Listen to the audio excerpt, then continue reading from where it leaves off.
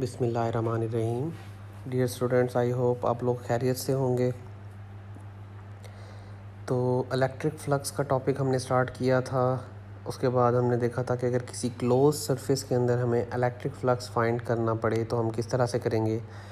क्योंकि अब अगर हमारे पास जैसे स्फेरिकल शेप थी, उस स्फेरिकल शेप के अंदर जो वेक्टर एरिया की डायरेक्शन थी वो हर तरफ डिफरेंट थी, तो हमने उसके छोटे छोटे पैचेस बना दिए थे। और वो जो छोटे छोटे पैचेस बना दिए थे, फिर उन सब का हमने अलग अलग इलेक्ट्रिक फ्लक्स फाइंड किया था। उसके बाद हमने इन द एंड पूरे स्फेयर का एरिया भी जो था वो इकट्ठा किया था, तमाम पैचेस को ऐड किया था और इलेक्ट्रिक फ्लक्स फाइंड किया था हर पैच के लिए। तो वो जो हमारे पास कल रिलेशन आया था एक, जिसको हमने बड़े डिटेल में डिस्कस किया था जो लास्ट लेक्चर में, उसमें ये था कि जो फ्लक्स हमारे पास इक्वल टू आया था किसी क्लोज सरफेस के लिए, वो था Q ओवर एप्सिलॉन नॉट, जिसमें Q जो था वो चार्ज था और जो एप्सिलॉन नॉट था वो हमारे पास परमिटिविटी ऑफ फ्री स्पेस थी। वो मीडियम से रिलेटेड हमारे पास जो एक क्वांटिटी थी। फिर उसी फॉर्मूले को लेके एक साइंटिस्ट थे गॉस, जिन्होंने उसको प्रॉपर लॉ की शेप दी, फिर उसकी एप्लीकेशंस बनाई जिस पे उसको अप्लाई करके दिखाया। अब नेक्स्ट बहुत इंपॉर्टेंट सेक्शन है हमारा इस इलेक्ट्रिक फ्लक्स का, गॉसेस लॉ। पहले इस लॉ को देखेंगे, उसके बाद हम इसकी एप्लीकेशंस की तरफ जाएंगे। इसकी एप्लीकेशन बहुत इंपॉर्टेंट है। इसकी 3 एप्लीकेशन हैं, जिनमें से एक शॉर्ट क्वेश्चन के लिए लाजमी आती है और एक्सरसाइज में क्वेश्चन भी है उससे रिलेटेड, और 2 लॉन्ग क्वेश्चंस के लिए बहुत इंपॉर्टेंट है। तो सबसे पहले इस गॉसेस लॉ की अगर हम स्टेटमेंट की तरफ जाएं तो ये आपको सेम वही फार्मूला नज़र आएगा जो लास्ट हमारे पास जो डेरिवेशन में आया था कि the flux through any close surface is 1/ε0 times the total charge enclose in it. वो कहता है कि अगर हमने फ्लक्स फाइंड करना है किसी भी क्लोज सरफेस में, तो वो 1/ε0 टाइम्स होगा total charge enclose in it. Let's suppose अब टोटल चार्ज में Q है, तो ये फ्लक्स इक्वल टू हो जाएगा Q ओवर एप्सिलॉन नॉट। वही फार्मूला है जो कि लास्ट हमारे पास डेरिवेशन में आया था। तो इसको हम कह देते हैं गॉसेस लॉ। बहुत छोटी सी इसकी स्टेटमेंट है। उसके बाद एक सरफेस जो है वो एज्यूम की है, क्लोज सरफेस, फिगर 12.16 में आपको नज़र आ रही होगी कि एक मतलब कि डिफरेंट शेप की एक पिक्चर जो है वो एज्यूम की है। इसकी जगह आप कोई भी पिक्चर ले सकते हैं, किसी भी शेप की, क्योंकि हमें लास्ट फार्मूले से ये बात क्लियर हो गई थी कि पिक्चर की आपके पास जो शेप है वो फ्लक्स पे डिपेंड नहीं करती। वटएवर वो शेप जिस तरह की भी हो, इम्पॉर्टेंट चीज़ 2 हैं, एक चार्ज और एक एप्सिलॉन नॉट। अच्छा जी, तो इसमें अब वो कहता है कि ये हमारे पास फिगर 12.16 में एक डायग्राम बनी हुई है जिसके अंदर बहुत सारे चार्जेस उसने इकट्ठे कर दिए हैं। अब वो कहता है कि इसका अगर हमने फ्लक्स फाइंड करना होगा तो कैसे करेंगे। सबसे पहले हम उन चार्जेस के नाम रख देंगे। चार्जेस हमारे पास लेट्स सपोज इसमें इनफाइनाइट है, तो हम कहते हैं कि Q1, Q2, Q3 से लेके Qn तक n नंबर ऑफ़ चार्जेस इसके अंदर मौजूद हैं। क्योंकि हम इनको काउंट नहीं कर सकते, तो ये n नंबर ऑफ़ चार्जेस हैं इसमें। तो सबसे पहले हमने यही कहा कि Q1 से लेकर Qn तक उसमें जो है वो चार्जेस हैं। अब हम फ्लक्स फाइंड करेंगे, तो सबसे पहले हम फ्लक्स फाइंड करेंगे Q1 के लिए। अब Q1 के लिए जो हमारे पास फ्लक्स होगा वो क्या होगा, फ्लक्स को अब हम कह देंगे φ1, जो Q था उसको Q1 कह देंगे। अब और एप्सिलॉन नॉट मीडियम का है तो उसके साथ 1 लगाने की कोई ज़रूरत नहीं है, वो तमाम चार्जेस के लिए सेम होगा। तो इसमें अब हमारे पास φ1 इक्वल टू आ गया Q1 ओवर एप्सिलॉन नॉट। अब इसी तरह से अगर आप Q2 के लिए फाइंड करें तो बहुत इजी है, अब φ2 is equal to Q2 over epsilon naught हो जाएगा। और चलते चलते अगर हम n तक जाएं तो φn इज इक्वल टू हो जाएगा Qn ओवर एप्सिलॉन नॉट। तो ये हमारे पास इंडिविजुअली फ्लक्सेस आ गए तमाम चार्जेस के लिए। अब अगर हमने ओवरऑल फ्लक्स फाइंड करना है तो हम इन सबको ऐड कर देंगे। तो वही काम किया है, उन सबको ऐड किया है, तो हमारे पास फाई जो ई है टोटल फ्लक्स वो इक्वल टू होगा φ1 प्लस φ2 अप टू φn तक। फिर हमने इस इक्वेशन में इन सब की वैल्यूज़ पुट करनी है। φ1 इक्वल टू है Q1 ओवर एप्सिलॉन नॉट, तो वो वैल्यू पुट कर दी। φ2 जो है वो इक्वल है Q2 ओवर एप्सिलॉन नॉट। इसी तरह से फाई एन जो है वो इक्वल है Q N over epsilon naught. तो उसके बाद अब हम क्या करते हैं कि एप्सिलॉन नॉट सब में सेम है, तो हमने उसको कॉमन ले लिया, 1 ओवर एप्सिलॉन नॉट कॉमन आ गया। तो ब्रैकेट में हमारे पास बच जाएगा Q1 plus Q2 plus Q3 up to Qn। फिर हमने इसको समेशन की फॉर्म में लिख दिया। ये समेशन की फॉर्म आप लिखते रहे हैं फर्स्ट ईयर के अंदर भी। 1 ओवर एप्सिलॉन नॉट तो वही है जो कॉमन में है, तो जो हमारे पास ब्रैकेट में Q1 से Qn तक हम ऐड कर रहे थे उसको हमने समेशन की फॉर्म में लिख दिया। समेशन में नीचे जो है वो आपके पास लोअर लिमिट आती है, ऊपर अपर लिमिट आती है। तो वो कहता है i इज़ इक्वल टू 1 और ऊपर n लिखा हुआ है, दैट मीन्स कि i की वैल्यू 1 से n तक है और आगे q को i लिख दिया है, क्यू आई। दैट मीन्स कि q की वैल्यू आप 1 से n तक कोई भी पुट कर सकते हैं, जो पुट करेंगे वही चार्ज आ जाएगा ब्रैकेट का। तो ये इसकी शॉर्ट फॉर्म है। और फिर वो कहता है कि ये जो समेशन वाली सिचुएशन है, Q1 से Qn तक जितने भी हमारे पास चार्जेस हैं उन सबको ऐड करेंगे तो वो इक्वल टू कैपिटल Q के कर दिए उसने, कि जितने भी स्मॉल क्यूज़ हैं हमारे पास 1 to n उन सबको ऐड करेंगे तो जो आंसर आएगा वो टोटल चार्ज बन जाएगा। टोटल चार्ज को उसने डिनोट किया है कैपिटल Q के साथ। तो हम उस इक्वेशन में जहाँ पे समेशन वाली फॉर्म थी Q1 से Qn तक सब की जगह पे कैपिटल Q पुट कर सकते हैं। तो ये हमारे पास फ्लक्स की इक्वेशन आ गई उस शेप के लिए जिसके अंदर n नंबर ऑफ़ चार्जेस हमने रखे हुए हैं। और नीचे वो ये कहता है where Q is the total charge enclose by a close surface. तो ये गॉसेस लॉ है। अब इस गॉसेस लॉ को हम अप्लाई करेंगे डिफरेंट सिचुएशंस में और इसकी जो 3 एप्लीकेशंस आ रही हैं, खैर फर्स्ट एप्लीकेशन जो है इसकी वो इजी है, शॉर्ट क्वेश्चन के लिए यूज़ होती है। फिर अगली 2 जो एप्लीकेशंस आ रही हैं वो हमारे पास लॉन्ग क्वेश्चन के लिए हैं, उसको हम डिटेल से देखेंगे। तो कुछ इम्पॉर्टेंट चीज़ें हैं एप्लीकेशन से पहले जो आपको पता होनी चाहिए, मतलब कि वही स्टेप्स हैं जो बार बार फॉलो होंगे, तो आपको स्टेप्स पता होने चाहिए। उस स्टेप में सबसे पहला जो स्टेप है वो है गॉसियन सरफेस। आपने अभी तक एक वर्ड सुना होगा क्लोज सरफेस। क्लोज सरफेस आपको डेफिनेशन में भी ये बात नज़र आ रही है कि the flux through any close surface. तो ये जो क्लोज सरफेस है बेसिकली ये क्या चीज़ है? ये क्लोज सरफेस हमारे पास वो एरिया अंडर द ऑब्जर्वेशन है जिसमें हम वर्क कर रहे हैं। तो उस क्लोज सरफेस को गॉस ने फिर अपना नाम दे दिया। उसने कहा कि वो जो क्लोज सरफेस जिसमें हम वर्क करेंगे उसको हम गॉसियन सरफेस कहेंगे। अब इसके बाद आपने उस क्लोज सरफेस को क्या कहना है? गॉसियन सरफेस, क्योंकि जब हमने गॉसेस लॉ अप्लाई करना है उस पर, तो गॉसियन सरफेस की डेफिनेशन भी उसने दी हुई है। वो कहता है कि a Gaussian surface is an imaginary close surface. क्योंकि ये क्लोज सरफेस जो है हम जब किसी भी बड़े सरफेस के ऊपर गॉसेस लॉ अप्लाई करना चाहेंगे तो हम उसमें एक एज्यूम कर लेंगे एक छोटी क्लोज सरफेस जिसके ऊपर हम गॉसेस लॉ अप्लाई करेंगे। तो वो जो हम एज्यूम करेंगे वो रियल में तो नहीं होगी, वो हमने सपोज़ की होगी, तो उसको उसने इमेजिनरी कह दिया। इमेजिनरी का मतलब क्या है कि वो ख्याली, कि a Gaussian surface is an imaginary close surface of arbitrary shape. Arbitrary का मतलब है फ़र्ज़ी। आप इसको किसी भी शेप में रख सकते हैं, क्योंकि अभी हमने देखा कि जो गॉसेस लॉ था हमारे पास, इसके लिए शेप इम्पॉर्टेंट नहीं है। आप किसी भी तरह की शेप जो है वो एज्यूम कर सकते हैं।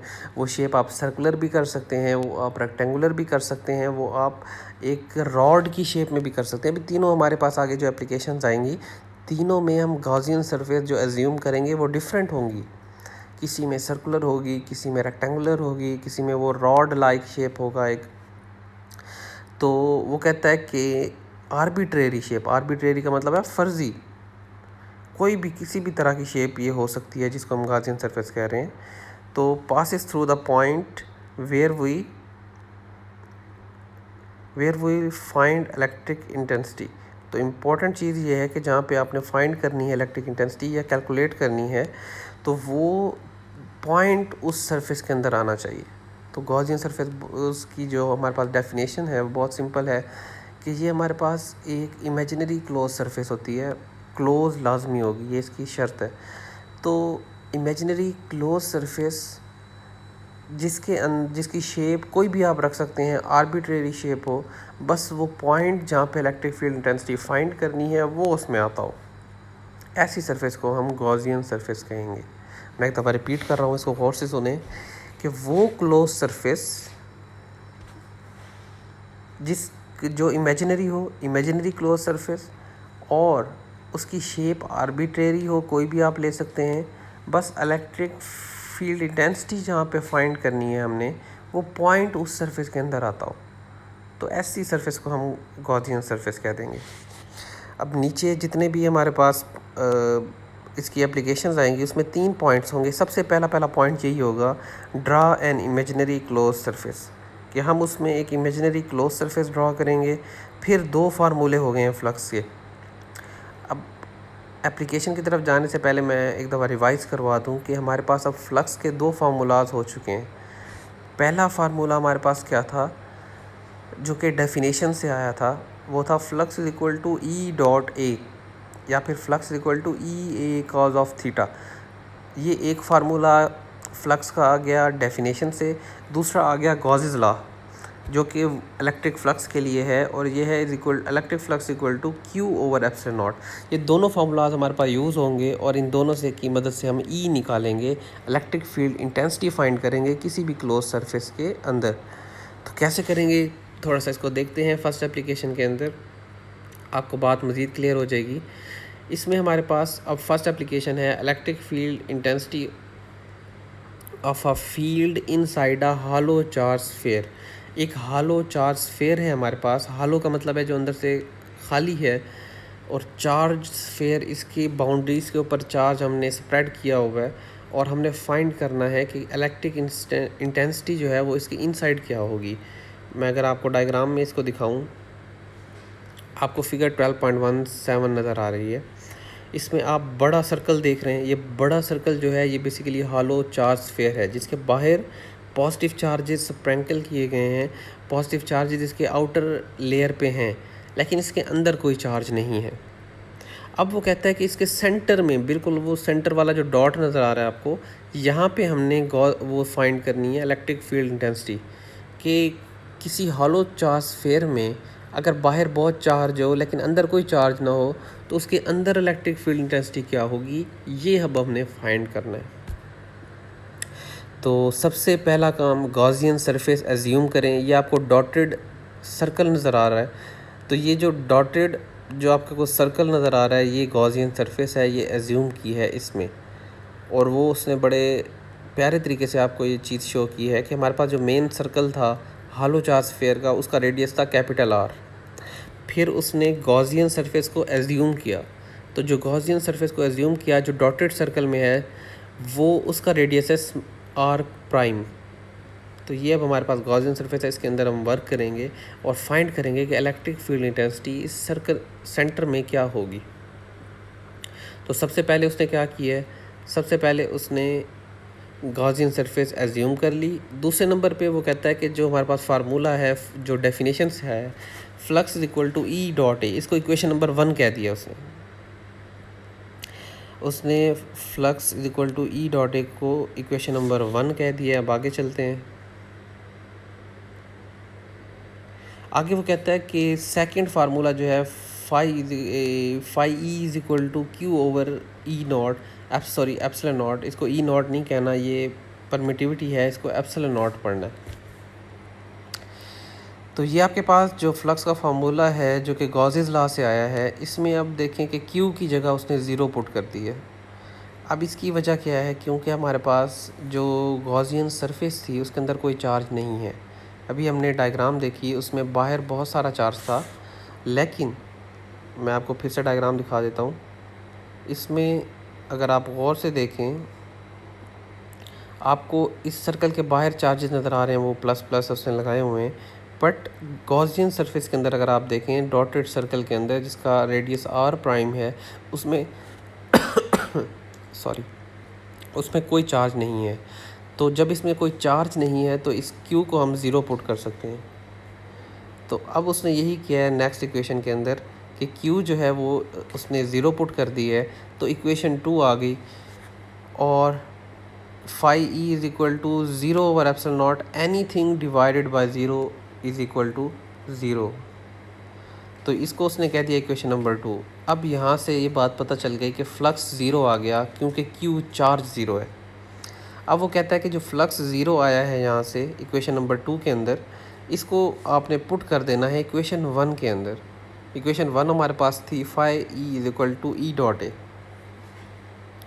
अब जब आप फ्लक्स ज़ीरो पुट करेंगे तो हमारे पास इक्वेशन 1 बन जाएगी zero is equal to E dot A.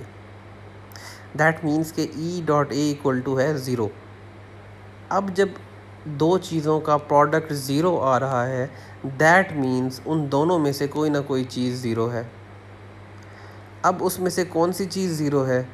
या तो उसमें ई ज़ीरो है या तो उसमें ए ज़ीरो है, और ए जो है वो एरिया है। एरिया कभी भी ज़ीरो नहीं हो सकता, क्योंकि एरिया जो है हम कहीं पे होता है तो हम कहते हैं कि ये जो हम एरिया सेलेक्ट कर रहे हैं, एरिया ज़ीरो नहीं होता। कभी आप ये नहीं देखेंगे कि कोई कहे कि 0 मीटर स्क्वायर ले लिया एरिया या 0 सेंटीमीटर स्क्वायर। एरिया हमेशा होता है क्वांटिटी, ये ज़ीरो नहीं हो सकती। इलेक्ट्रिक फील्ड इंटेंसिटी ज़ीरो हो सकती है, क्योंकि जहाँ पे चार्ज नहीं है तो वहाँ इलेक्ट्रिक फील्ड नहीं है, वहाँ पे इलेक्ट्रिक फील्ड इंटेंसिटी ज़ीरो हो सकती है, बट एरिया ज़ीरो नहीं हो सकता। तो वो कहता है since area is not equal to zero then E is equal to zero. तो यहाँ से ये बात प्रूव हो गई कि वो जो हमारे पास सर्कल था हालो चार्ज स्फीयर के अंदर, जो गॉसियन सरफेस हमने ली थी, उसके अंदर कोई इलेक्ट्रिक फील्ड डेंसिटी नहीं है। तो ये एक छोटी सी इसकी एप्लीकेशन है, एक छोटा सा शॉर्ट क्वेश्चन है जिसको हमने गॉसेस लॉ से प्रूव किया कि अगर कहीं पे चार्ज नहीं है तो वहाँ इलेक्ट्रिक फील्ड डेंसिटी ज़ीरो होगी।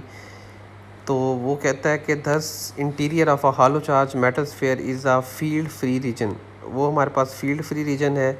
There for any operators placed within a metal enclosure is shielded from electric field. यहाँ से वो एक बहुत इंपॉर्टेंट चीज़ बता रहा है। वो कहता है कि आपके पास कहीं पे भी आपने इलेक्ट्रिक फील्ड से किसी भी ऑपरेटर्स को बचाना है, आप उसको मेटल बॉक्स में रख दें। बाहर अगर लेट्स सपोज चार्ज होगा भी सही, तो वो चार्ज अंदर नहीं जा सकेगा, और चार्ज अंदर नहीं जाएगा तो इलेक्ट्रिक फील्ड इंटेंसिटी अंदर नहीं होगी, वो ऑपरेटर सेव रहेगा। दैट मीन्स कि आपके पास कोई भी मेटल बॉक्स है, उसके बाहर चार्ज हो पड़ा, उसके अंदर इलेक्ट्रिक फील्ड इंटेंसिटी नहीं होगी। और इसी से इम्पोर्टेंट रिलेटेड एक इम्पोर्टेंट शॉर्ट क्वेश्चन ये भी है कि जब गाड़ी ये जो लाइट फ्लैशनिंग हो रही होती है, बारिश से पहले जो बिजली चमकती है आसमान के ऊपर, जो ज़मीन पे भी आ सकती है, और वो जो आपके पास लाइट फ्लैश होती है, वो भी इलेक्ट्रिक चार्जेस होते हैं। अब अगर आपके पास गाड़ी है और आप वहाँ पे हैं, तो इसमें आपके लिए क्या बेहतर है, गाड़ी के अंदर बैठना या गाड़ी के बाहर खड़े होना? तो इसका आंसर यही है कि आपके लिए गाड़ी के अंदर बैठना ज़्यादा बेहतर है, क्योंकि गाड़ी की जो जिसे कहते हैं कि एक आउटर केसिंग है, वो मेटल की बनी होती है। तो बाहर से जो चार्जेस होंगे वो अंदर उस गाड़ी के नहीं पहुंच सकते, तो अंदर जो भी बंदा होगा वो सेव होगा। अगर वो बाहर है तो उसको नुकसान पहुंचा सकती है लाइट। सेम इस तरह से ये इंफॉर्मेशन में भी उन्होंने लिखा कि to eliminate stray electric field interference circuits of sensitive electronic devices such as TV and computer are often enclosed within a metal boxes. आप देखते हैं कि टीवी जो है उसका भी एक डब्बा होता है, वो मेटल का बॉक्स होता है। ऐसे ही कंप्यूटर्स का भी होता है। तो वो इसलिए होता है कि बाहर हमारे पास हवा में भी इवन इलेक्ट्रिक फील्ड या चार्जेस होते हैं, तो उनसे उसको नुकसान ना पहुँचे। तो ये आज का टॉपिक था जिसमें हमने गॉसेस लॉ और इसकी फ़र्स्ट एप्लीकेशन देखी। इंशाल्लाह नेक्स्ट लेक्चर में हम इसकी सेकंड एप्लीकेशन देखेंगे। Thank you. अल्लाह हाफ़िज़।